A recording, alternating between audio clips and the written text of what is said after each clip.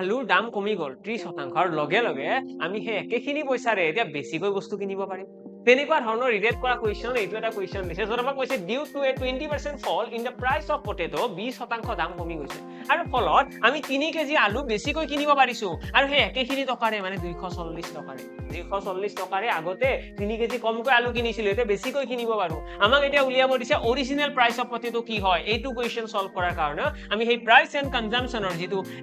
successive case method আছে সেই মেথডটো ফলো কৰিব পাৰিম প্ৰাইচ কনজাম্পচন আৰু এক্সপেন্ডিচাৰৰ যদি আমি মেথডটোৰ পিনে যাও এটা মই অলৰেডি কৈ থৈ দিছে যে বস্তুখিনি টকা একেটাই ব্যৱহাৰ হ'ব আগতে যিমান টকা ব্যৱহাৰ হৈছিল ইয়াতো সেই একেখিনি টকাই মানে 1:1 ৰেশিও হ'ব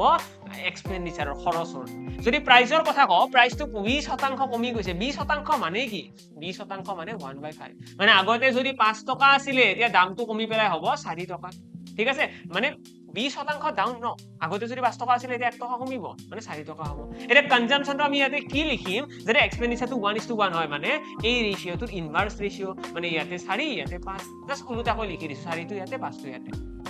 আমি এতিয়া দেখা পাইছো যে আগতে ইউজ কৰিছিল 4 কেজি এতিয়া কি কিনি আছে 5 কেজি কিন্তু ইয়াতে আমি ৰেশিও দে বাঢ়িছে তো 1 ৰেশিও ইকুৱেল কিমান আছে 1 ৰেশিও ইনক্ৰিজ মানে 3 কেজি 1 ৰেশিও মানে 3 কেজি বৃদ্ধি পোৱা বুলি কৈছে ন মানে 4 ৰেশিও মানে কিমান হ'ব 4 ৰেশিও মানে আমি গম পাই যাম 12 কেজি মানে 12 কেজি আগতে কিনিছিল কি